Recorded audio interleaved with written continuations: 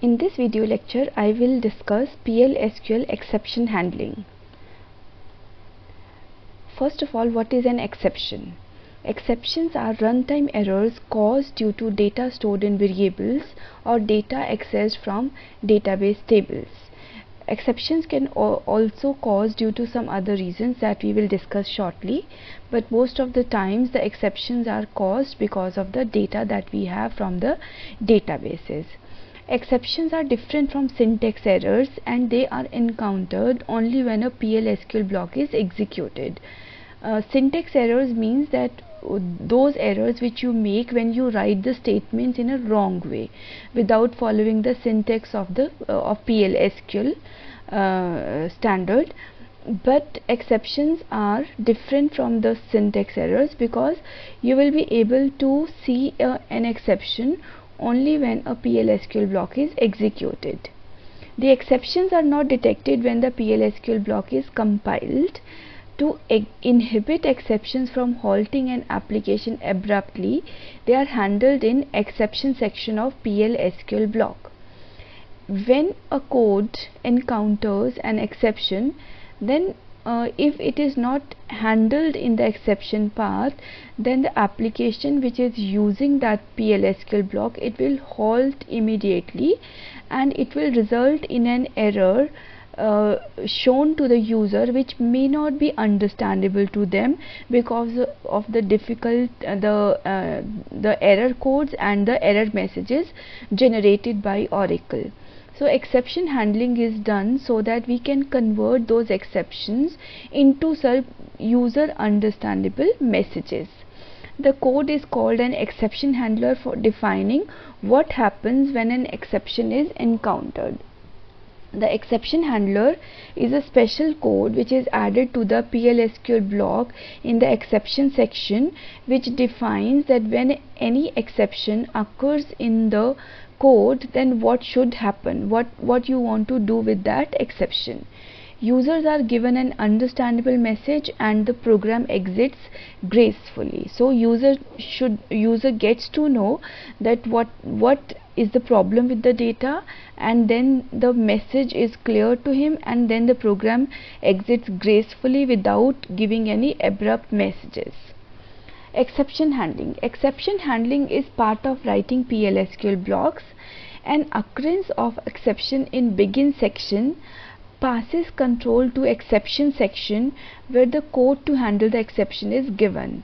So whenever in the executable section of your PL/SQL block some unforeseen error occurs, which is known as an exception, while you are running the PL/SQL block, immediately the control of the block is passed on to the exception section, and if you have written the code or the handler for that exception, that exception handler code will be executed.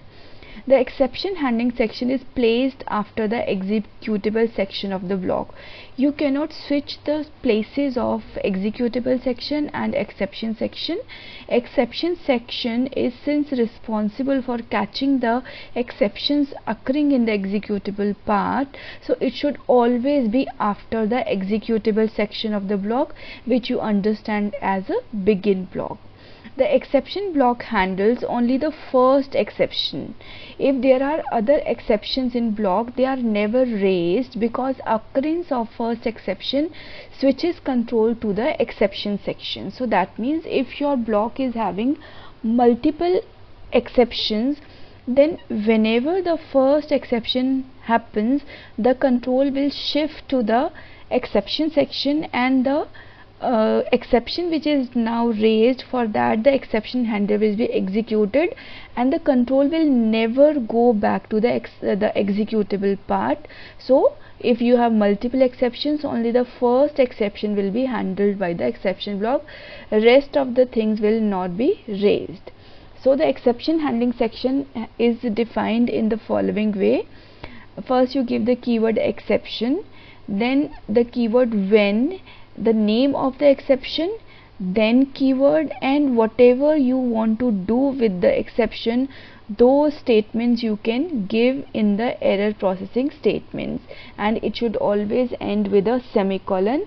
very commonly in the error processing statements we give the message to the user that what has happened, and so that user should be able to know that where the things have gone wrong. Now you can see a comparison of a code where I have added an exception section, and it is compared with the same code where the exception section is missing. In the left part you can see that there are two variables, n1 and n2. n1 is initialized to 10 and n2 is initialized to 0, and answer a and s is another variable which will store the division of these two numbers. So as you know that n1 divided by n2, which is 0, it will always be the runtime error.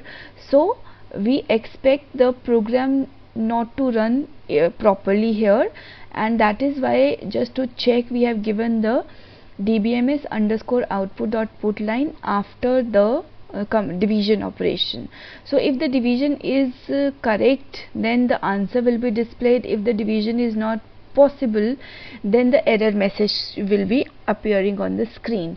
So when I executed the left code, then I got these errors on the screen, and it is showing me ORA 01476 divisor is equal to 0, ORA 06512 at line 6, and ORA 06512 at sys.dbms underscore SQL line 1721.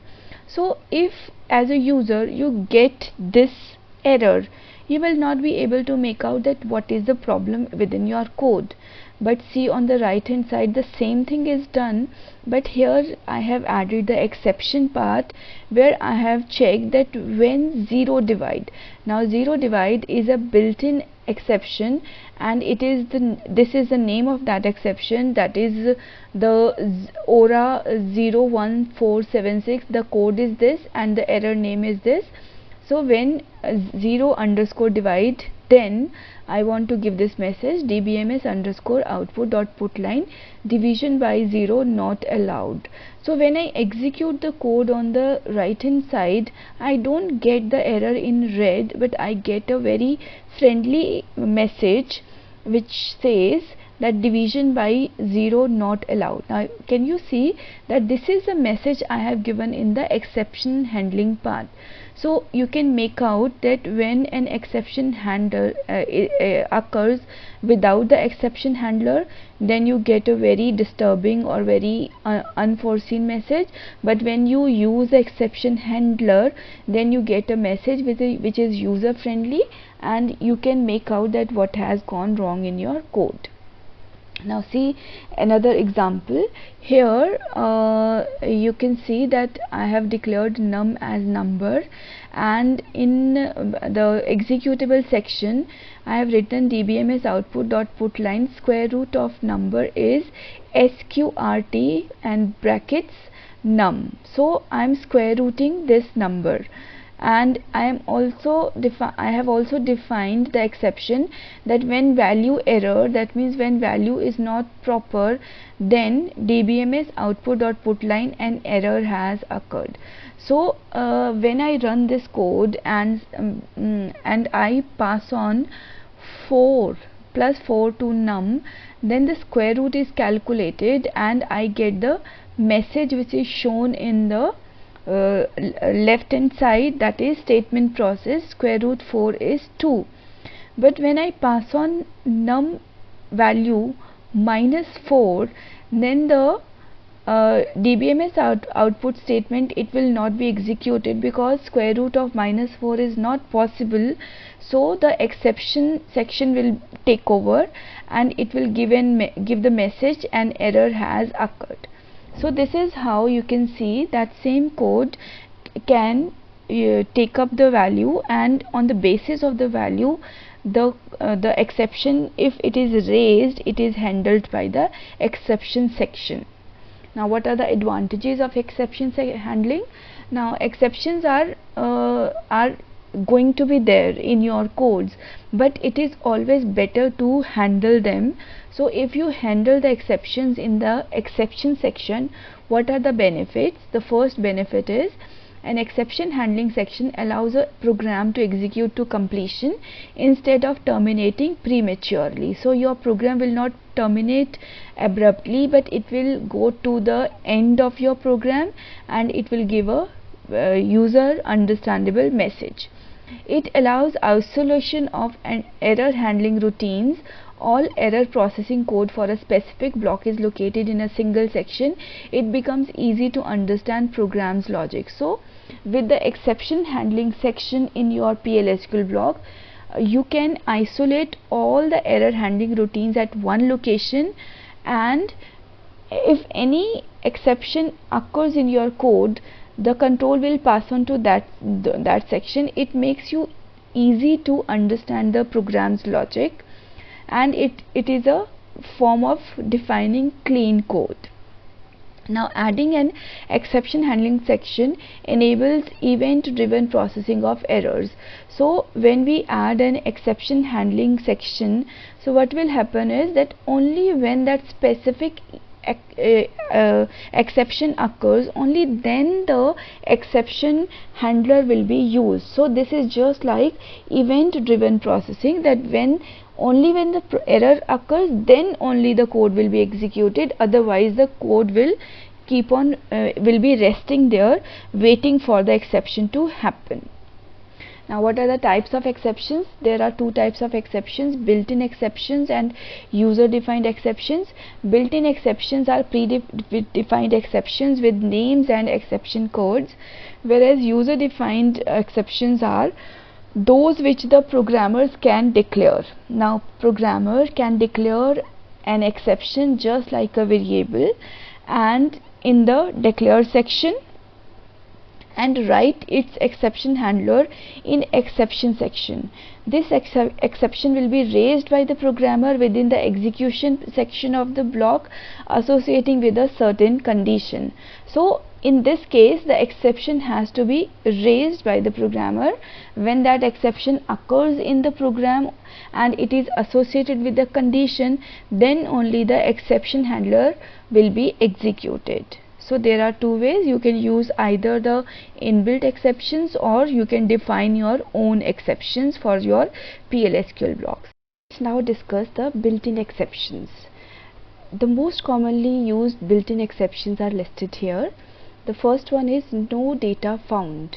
This exception is raised when a select into statement does not return any rows. As you know that select into statement is used in PLSQL block to get the values from a data table into the variables which are defined for the PLSQL block.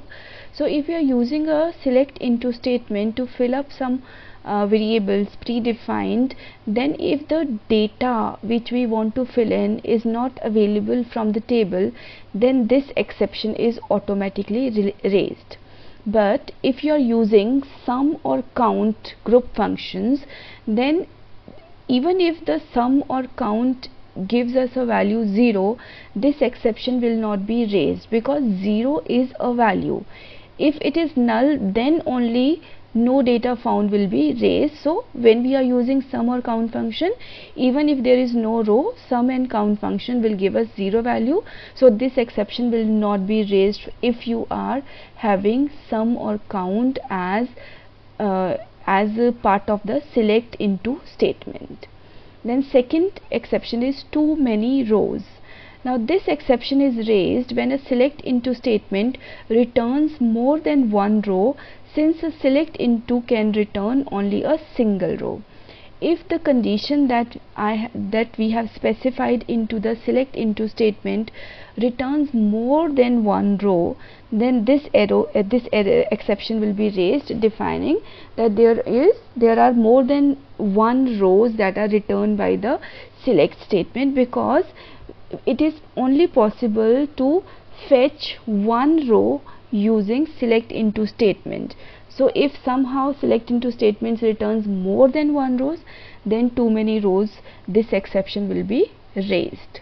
The next exception, you have already understood this exception, zero divide. This exception is raised when a division operation is performed in the program and a divisor is equal to 0. next exception is value error. This exception is raised when a data conversion or variable data type size is a mismatch. Now this exception will be raised that when you are expecting a certain data type and you are storing the value of that particular column from the select into statement into a variable of different data type, where either the data type is different or the size is a mismatch, then value error, this exception will be raised. Next is dup val on index. Now this is known as a duplicate value on index. The complete name is like this, but this is how it will be used in your code. This exception is raised when a program tries to store a duplicate value in the column or columns that have a primary or unique constraint defined on them. As you know that if you have defined a column as a primary key or as a unique key, then the duplicate values are not allowed. So if in such a column you try to insert a duplicate value through your PL SQL block, then this exception will be raised. So here is an example which is displaying us the use of all these exceptions that we have right now discussed. Now see the code here. At line number 2 and 3 I have declared vsal as employees table, column name salary, person type. That means I am taking the data type of salary column of employees table to be the data type of vsal, and in line 3 I am declaring another variable v underscore small as number 2. Now in line number 5 I have defined this query. This is a select into statement. So what I am doing is that I am selecting the salary value, salary column from employees table into v underscore sal, where employee ID is equal to 1000. As you are aware of the employees table and you know there is no code with 1000 for the employees, so line number 5 is going to raise an error that this particular row is not found. So what will be the exception? The exception will be no data found. So when this code is executed and when 1000, this employee ID is not found in the table, the exception no data found will be raised, which is handled in line number 10. And when this exception is raised, the rest of the statements are ignored and the control passes to line number 10, where it is checked that this exception is raised, and the handler will just print the line no records available. Then if the line number 5 is commented here and line number 6 onwards the code is working, then the line number 5 will be ignored and we can go to the line number 6. And in line number 6 I am storing the salary value into vsal from employees, where department ID is equal to 30. Now in this statement I have given that I want to find the salary for department ID is equal to 30, and as you know that there are multiple rows for department ID 30, meaning that there are multiple employees working in department number 30. So the select statement will fetch me multiple salary values. So when I wish to store salary into vsal, this statement line number 6 is going to raise the exception too many rows. That means I am filling value into a single variable vsal, but the value returned by the query are multiple rows, so the exception will be raised too many rows. And when the line number 6 is not being executed, the raised exception will pass on us to the line number 11, and there we will get the message you have multiple employees in department, can't pick one salary into variable. Now if we comment the line number 6 also, and we have enabled line number 7, so that means I will be executing line number 7 because 5th and 6th will be ignored by the processor. So here in line number 7 I have written select salary into V small from employees where employee ID is equal to 102. Now employee ID 102 is available, and just check the value in line number 3, that V small is of size number 2. Now when I say number 2, that means I can store only 2 digits for V small, but as you know that salary is 8,2, that means 8 digits, so 8 digits number cannot be stored into a 2-digit number. So this particular statement in line number 7, it is going to raise the exception value error, because value error is raised when there is a mismatch between the data type or the size of the column and the variable. So this line, because of line number 7, line number 12 is the exception handler, and when this exception is raised, then I will get the message on my screen that data conversion problem. And now coming to line number 8, and you can see that I am inserting here a new record with employee ID 104, and as you know that employees table has 104 employee ID pre-existing, so this is going to generate the exception dup val on index. Now you see that employee ID is a primary key and 104 is already existing, so I will not be able to insert another row with employee ID is equal to 104. So this statement will not be executed, and the exception dup val on index will be raised, and the control will pass on to line number 13, and I will get the message on the screen that employee ID already exists. So these are the 4 exceptions that I have discussed in this program. I haven't discussed the divide 0 exception here because the code you have already seen in previous examples.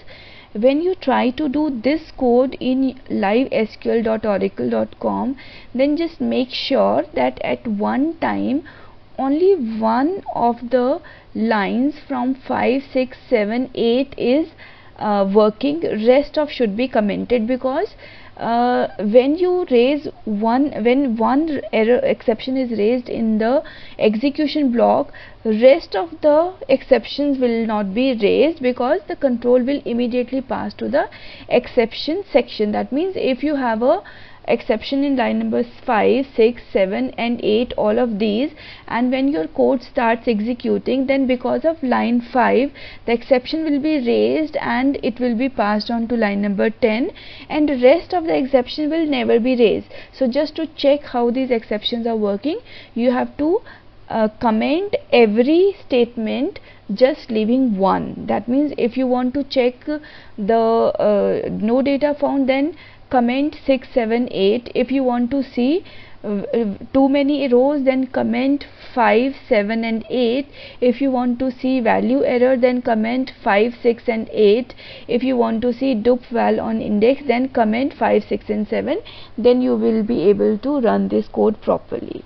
So let us see how the messages are appearing. So this is the first exception. That means when the 5th line is executed, I got this particular exception.